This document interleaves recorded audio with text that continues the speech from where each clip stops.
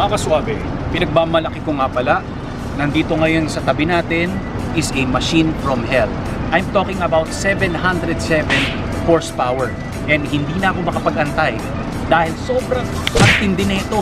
Isa to sa pinakamalupit yung nire-review natin ng mga sasakyan. Ladies and gentlemen, this one is an SRT Hellcat Dodge Challenger.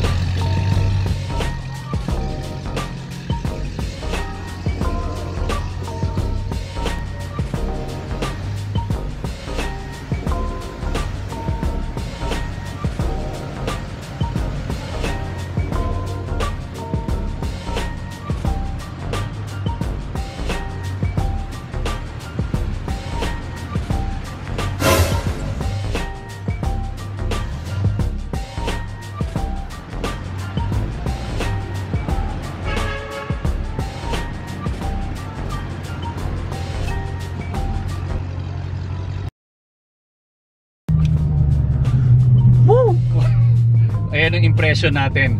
Mamaya drive impression. Pero konti lang ha. Very scary itong dinadrive natin kaswabe. Because ito ang request nyo. Nakikinig ako, nagbabasa ako. That's why gumawa tayo ng effort. Very intentional na makakuha tayo ng isang Dodge Hellcat. So this one is the second video regarding Dodge. Kasi yung una, Scat Pack, yung power V8 pa rin. Pero ito more on pump up na V8 na Dodge Scat Pack yun. This one is SRT Hellcat. Pag sinabi mong SRT, street racing technology, meaning to say mas to the highest level ng performance niya from Scat Pack, from SXT, from RT. Kanina speechless, binompa namin ang tindi. Mamaya natin pag-usapan yan. Little history lang. Ang Challenger, lumitaw to. Siya ang huli sa top 3 na muscle cars noong 1970s. Nag-clash na ang Mustang and Camaro. This one, katlo naman ang Dodge Challenger wherein siya ang nagbigay ng love triangle sa tatlo. This one is a machine from hell. Umabot ng third generation. Medyo maraming lapses ang Dodge Challenger kasi this one is a third generation wherein Mustang and Camaro, they are banging with each other. So talagang nagpapasiklaban sila. Then biglang dumating ang Dodge Challenger which is very iconic sa kanyang styling. Taste from the past. Hanggang ngayon kinikip nila yung image wherein retro looking ang itsura ng Dodge Challenger. Wherein kaya siya minahal ng mga tao na naging fan ng Challenger up to now. Ganun na ganun pa rin ang itsura niya sa tatlo sa kanila. Then 2008, here comes again the Challenger. Then 2015, pinarating ng isang Dodge Challenger ang Hellcat. Yung itsura ng Hellcat natin, this one I'm driving a 2017. It started noong 2015. Wala pang changes. Mga konting features lang, pero pagdating sa horsepower, still the same. That gives 707 horsepower. Mas kinilala again ang Dodge Challenger, yung nagkaroon ng Fast and Furious. Alam ko na sasabihin mo, ito yung dinadrive ni Vin Diesel, wherein nasa movie, ito ang tsoba dyan. Kung napanood mo si Toretto or si Vin Diesel nung part 1, akala mo Challenger, pero marami tayo nagkamali. Comment down below pag nagkamali ka rin, kasi even ako, ang akala ko Challenger yun, pero hindi. It's a Dodge Charger. 2-door pa lang ang Dodge Charger. That's a 1970 Dodge Charger, wherein ang Challenger talaga lumitaw to nung Fast 5 na. Lilitaw sa utak mo si Vin Diesel, and ang akala mo ang iconic na dinadrive talaga niya nung umpisa, yung exposed yung makina niya, akala mo Challenger, pero mali. Ang Dodge Challenger ngayon top 2 siya when it compares sa mga direct competition niya na Mustang and Camaro. You cannot compare. Ang weight nito is nasa 4,400 pounds. Full size muscle car. Very responsive, parang bulkan. Tinatapakan natin bago tayo magkaroon ng review. Exterior, interior review, POV, drive review. May swabe features tayo. May bago tayo sa channel natin, wherein i-feature natin yung kakaiba, which is not standard sa isang sasakyan na pagkakaalam natin. Habang nagda-drive tayo, traffic pa naman, I have here a red key. Okay, sana nakikita mo kaswabe and na-focus at inayos natin ang firmware ng Canon natin. This one is a red key. Dalawa ang susi ng isang Dodge Challenger Hellcat. Yung isa kulay black. Wherein, etong red key natin, pag ginamit mo to, okay, it produces the 707 horsepower. Wherein you have the black key. Pag merong gustong humiram ng sasakyan mo, pwede mong ipahiram yung black key, which produces only 500 horsepower. So meaning to say, yung dalawang susi, iba yung function niya. Pag meron ka naman netong red key, pwede mo rin siyang baguhin ng 500 horsepower. Nandito sa infotainment system. Mamaya kakalikutin natin yan. Pero as of today, eto yan.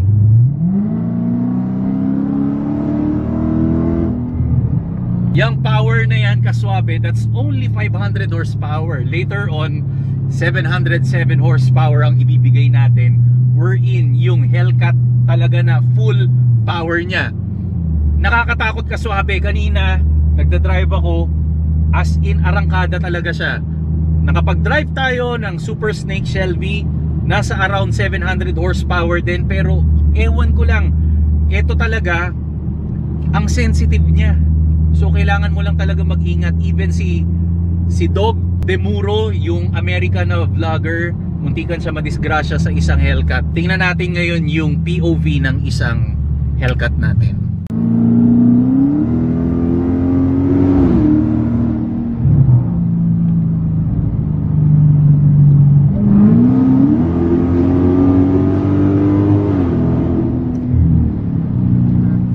Mga kaswabe, nasa SRT page tayo and we are using the default mode, which is 500 horsepower. Mamaya lilipat tayo ng sport mode.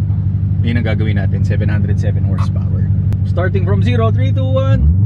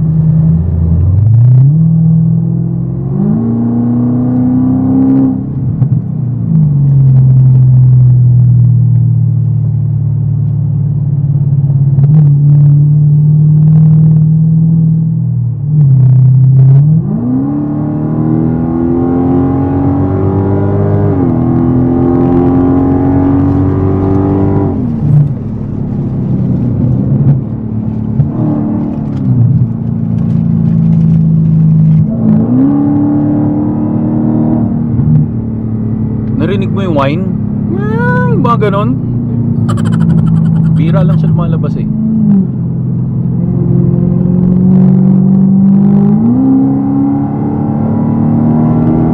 You know?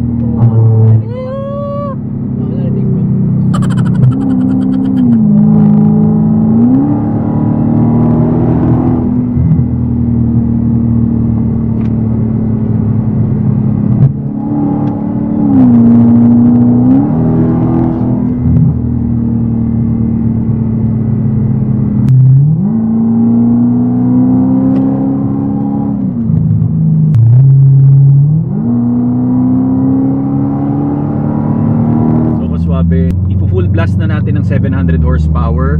SRT page, i-sport natin. Okay? So as of now, power 500. Yan, okay? Ay, bigla nagbago. Biglang umingay. Sa mode tayo ng 700, 7 horsepower. And eto, POV tayo. Kinakabahan ako ah. Let's pray in the name of the Father.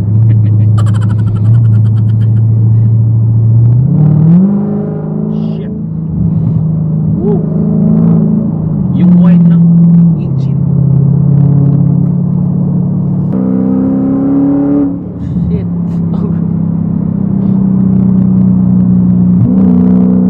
Umuulan, bumalik tayo. Let's do this.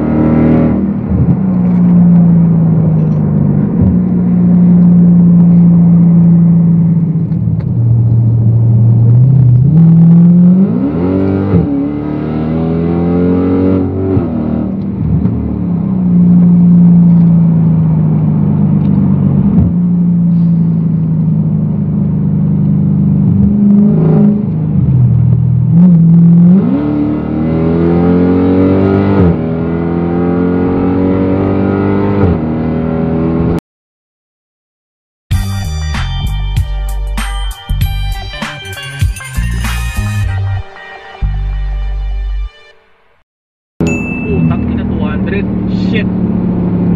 Power, grabe.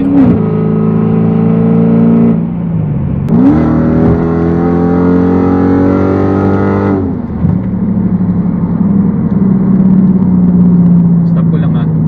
Kaswabe pag nag-drive ka nito, hindi pwedeng first car mo to.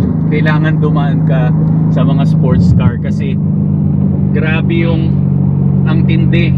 Yun lang masasabi ko. Super advanced experience ang kailangan ng driver ng isang Hellcat. So now I understand bakit Hellcat ang tawag sa kanya. Literal from hell talaga tong machine na to. At pag hindi mo kaya kontrolin ang buong performance, and even may wiggle siya ng konti pag pinower mo talaga, pag kinabahan ka rito, pwede kang rumolyo. Kaya sabi nila yung Demon dapat merong ano na, may roll bar na. Ganon katindi. Isipin nyo yung 200 kanina, sobrang bilis ng para kang nag-warp papuntang 200 kilometers per hour. As in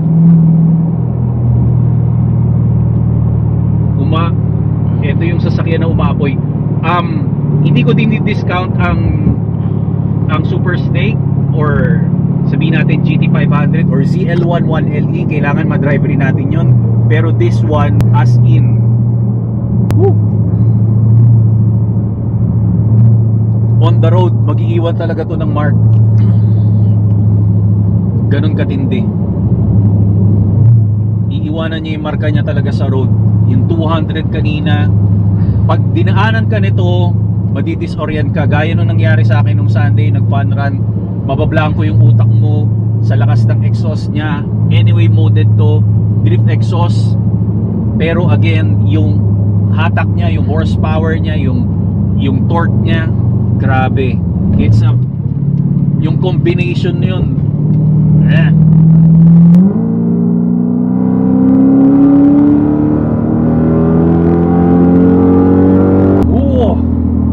panggising. Grabe.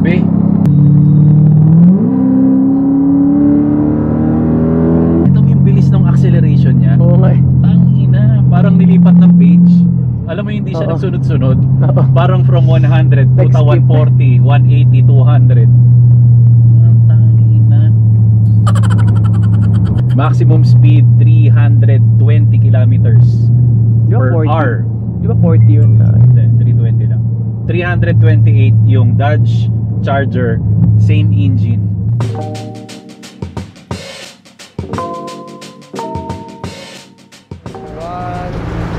Yes mga kaswabe, nandito tayo ngayon para i-review natin ang exterior ng isang SRT Hellcat. And syempre, hindi na natin pinapatagal yan dahil kailangan natin bumalik ng Manila. So umpisahan natin dito sa paborito natin na front fascia ng Hellcat.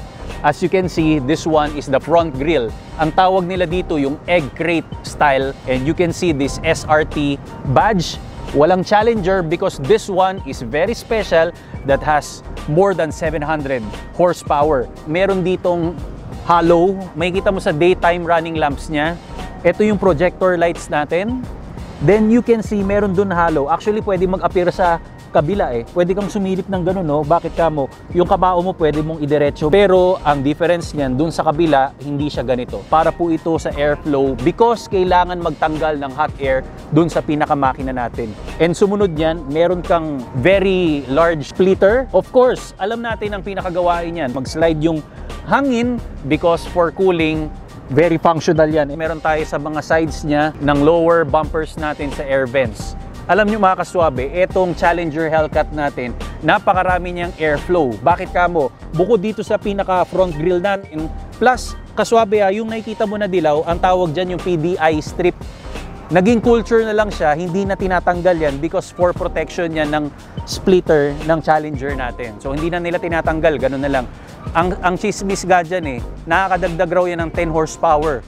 Hindi ko alam kung paano nangyari. Anong logic nun? 10 horsepower? Paano nangyari yung chismis na yun?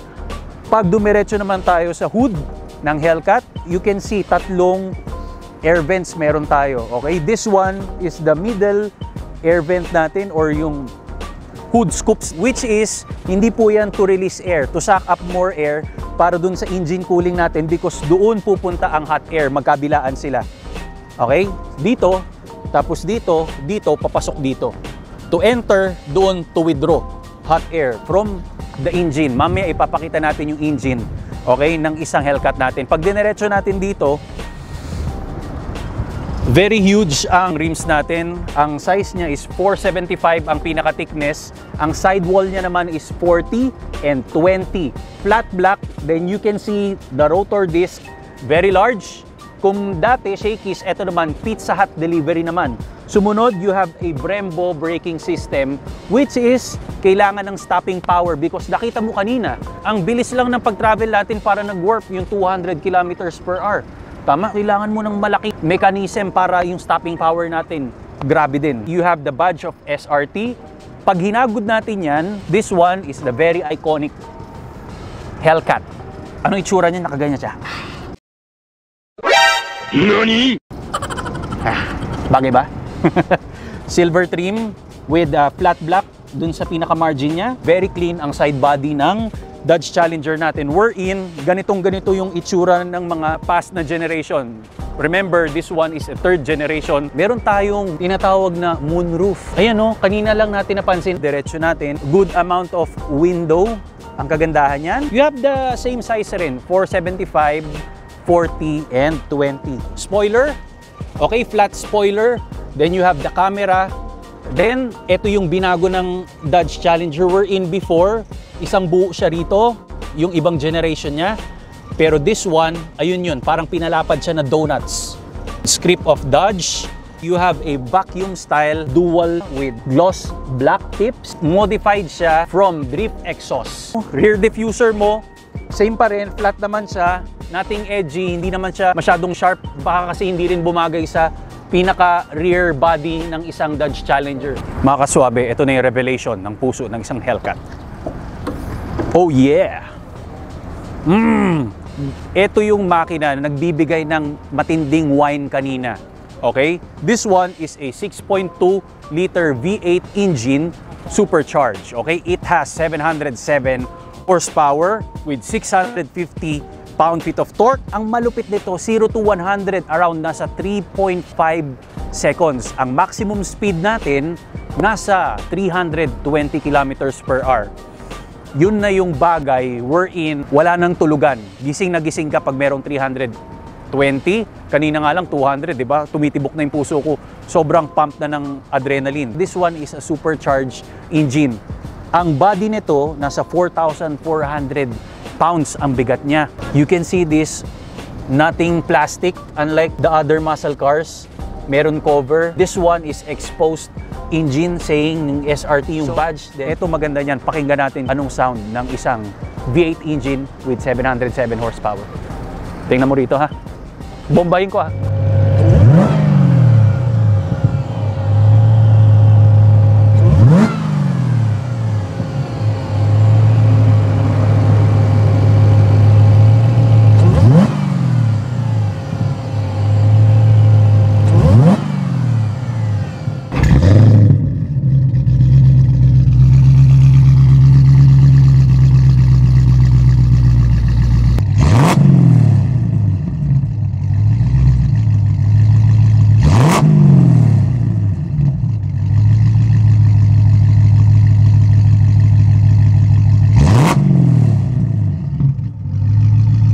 Okay mga kaswabe, welcome sa VIP section ng isang Hellcat. So, unahin natin dun sa door panel, you have a suede material sa door panel and with white stitching, padded leather ang kanyang armrest.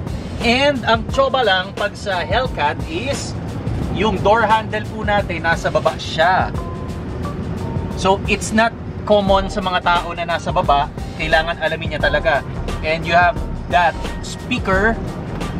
You can see the brand. I cannot see because medyo malabo po ang mata natin sa kanan. Pero sa road, malinaw naman, walang problema. And of course, you have this SRT street racing technology. Magkaiba ang aircon ng passenger seat sa VIP and sa business center natin. So later on, pakita ko na lang yung itsura ng aircon. This one, para siyang, ito yung airbag natin. Rubber na leather ang material. Correct me if I'm wrong. Of course, you have a amount of space. Meron siyang second floor. Then sa second floor, meron siyang divider. So sa owner yan. You have manual gear dito to recline the seats. Ang kagandahan sa seats natin kaswabe, ito suwabe feature pa rin. Sa Camaro and Mustang, hindi po siya nahihiga ng ganito katodo. Tingnan mo to. Grabe oh. But in my Camaro, mga nandito yung ano niya, yung position niya. Okay? So medyo nahihiga po natin yan mga kaswabe. Sumunod yan, napakaganda ng bolstering kasi Hellcat to, hindi ka pwedeng lumipad, kailangan kapit na kapit ang passenger and even driver. Ito, snug talaga siya, yayakapin ka niya and maganda yung amount ng cushion niya rito. Ito ay isang suede. You can see dotted because this one ventilated seats and heated seats. You can see the script of SRT with leather. And syempre, ang maganda niyan, very aggressive ang seatbelt natin, kulay red. I'm so in love with the color red. You have here cargo net because meron tayong lagayan. So ito lang, medyo nalobat lang yung mic natin. That's why we are using built-in mic doon sa camera natin. Sa VIP section natin, meron kang tinatawag na vanity light. You can see this one, yung infotainment system natin with faux carbon fiber material. Itong itsura niya. Later on, makikita nyo ang itsura niyan. Tapos, yung controls natin, nothing new. Of course, alam na po natin yan. Volume, hindi na ako magbababa dito. Yung hazard mo, aircon mo. Ito yung shift knob natin. Magkaiba ang itsura ng Mustang and Camaro. Which is, ito, size niya is pa-horizontal. Then, meron kang amount ng coins na pwedeng lagyan. Faux carbon. Then, ito naman ay chrome accent. Meron tayo. Then, this one is brushed aluminum. Of course, yung lalagyanan ng cup natin or yung cup holder na tinatawag. Then ito, tons of space natin. Hindi ko nabubuksan to kaswabe kasi meron tayong na-review, Scat Pack. Tingnan nyo na lang doon. Pag nilagay natin ganun, hanggang dito yung ano niya, yung space niya. Spacious siya. Maganda siya. So why not, hindi ka dito lumipat sa business center para makita mo anong itsura pag driver ka ng isang Hellcat. Ito naman yung tinatawag na business center ng Hellcat natin. Ang difference niya, yung size ng aircon natin, kasing laki siya ng fist, wherein dun sa passenger seat pa horizontal naman yung ano niya, yung styling niya.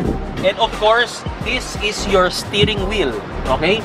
It's says SRT. Hindi siya yung Dodge. This one, I love it because sabi nga ng mga kaswabe natin, paborito ko talaga tingnan yung steering wheel ng isang sports car natin, yung muscle car natin. And after that, you have this paddle shifter, kulay gray. Kaya lang, I think this one is plastic. Oo, hard plastic siya. Then, you have the dashboard wherein naka-tuck in siyang pababa. Dito, good amount of space and yung visibility ng isang Hellcat natin, hindi mo maikukumpara sa ibang muscle car because ang ganda ng amount ng space niya.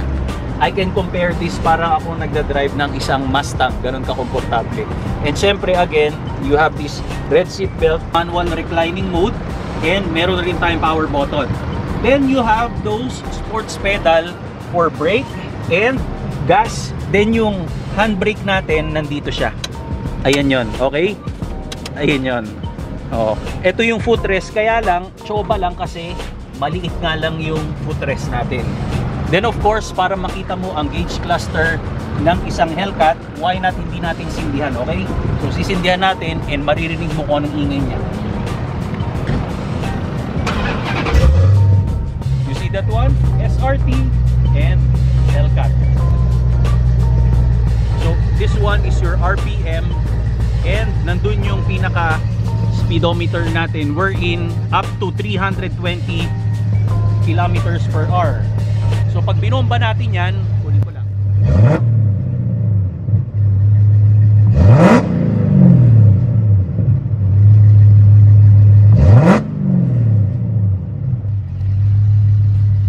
Then this one are your modes. So aralin natin anong special function ng SRT Hellcat. Look at this swabe. Hazard, SRT page. Let's press the SRT. Ito yung gusto kong ipaalam sa inyo na swabe features. Default has 500 horsepower. Okay, ayan, nire-review niya. Then full force, full power, lagay natin sa sport, magbabago siya. Ito yung 700 plus horsepower natin. To be exact, that's 707 horsepower. Yan. Paddle shifters are on.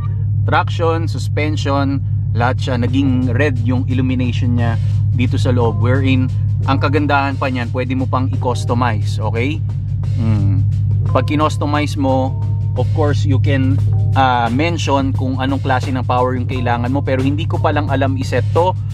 But iba-iba yung modes niya. We have track, pero sabi na owner natin si Cedric, ito yung pinakamatindi yung sports. Then ito yung gauge clusters natin. So ayan, no, digital, and of course you have the analog. Ang itsura niya mga kaswabe dito, 3D. Ang ano niya, pag tiningnan mo siya, 3D style. Then we have launch control. Pag pinindot natin yan, nakakatakot nga lang kasi baka mamaya hindi, ayan, you have the launch control to launch. Sabing ganon, vehicle must be in drive. Pero mga kaswabe, I'm sorry to say, ayaw ko munang galawin yan. Hanggang doon lang tayo sa full power ng isang Hellcat. You have the nice steering wheel saying na street racing technology. Mga kaswabe, parang lahat yata ng nasa loob dito gustong gusto ko. Huwag ka munang aalis dahil napakarami pang nasa lineup natin. Tinatawagan na tayo mga kaswabe. And this one, intentional. Wait. Kakatapos na natin mag-vlog. Ba't parang ang bango mo pa rin? Ako mabango? Ay nako, buti na lang natanong mo kasi alam mo ba, sponsored tayo ng perfume desserts.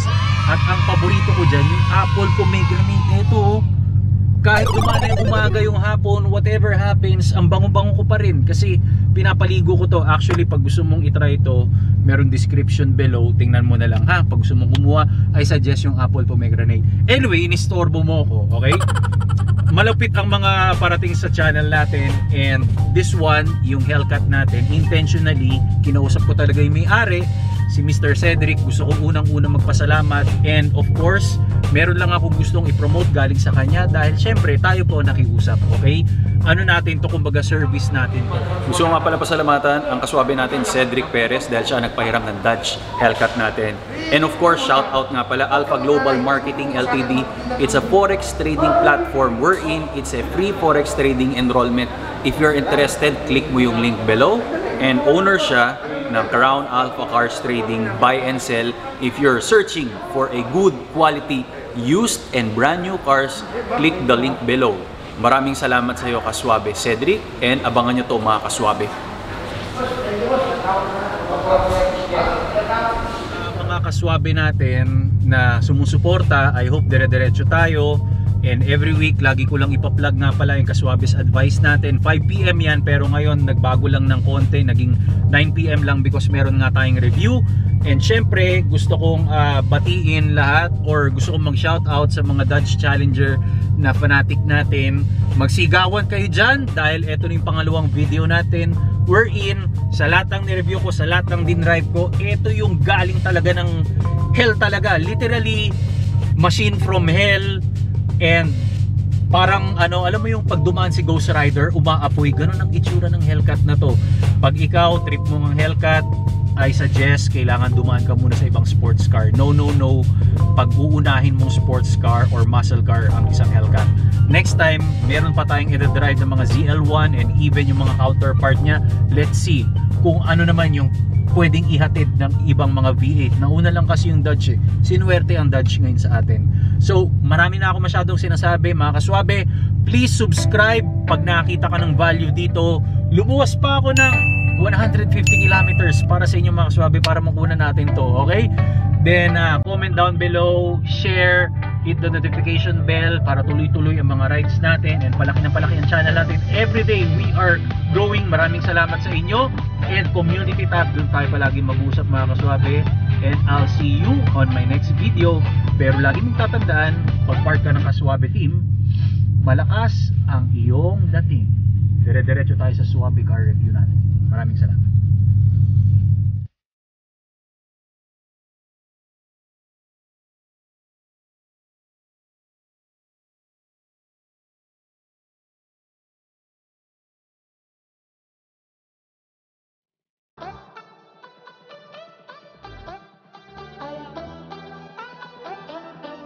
Kung makikita mo ang itsura ng SRT Hellcat, may isa sa kalintulad, basta ihahalin tulad ko, ayan, may bloopers tayo. Ihahalin tulad ko ang itsura ng isang Hellcat or Challenger sa Razor na pang-ahit, 'di ba? Parang ito yung blade niya, 1 tapos 2, okay? Basta makikita mo, ipapakita natin 'yan. Kamukha siya ng isang pang-ahit eh. Test mic 1 2 3. Kaya lang, may truck lang. Ituloy-tuloy ko na, ha? Hanggang sa umupo na ako, dire-diretso na. And yes, mga kaswabe, nandito tayo ngayon sa SLEX Caltex para i-review sa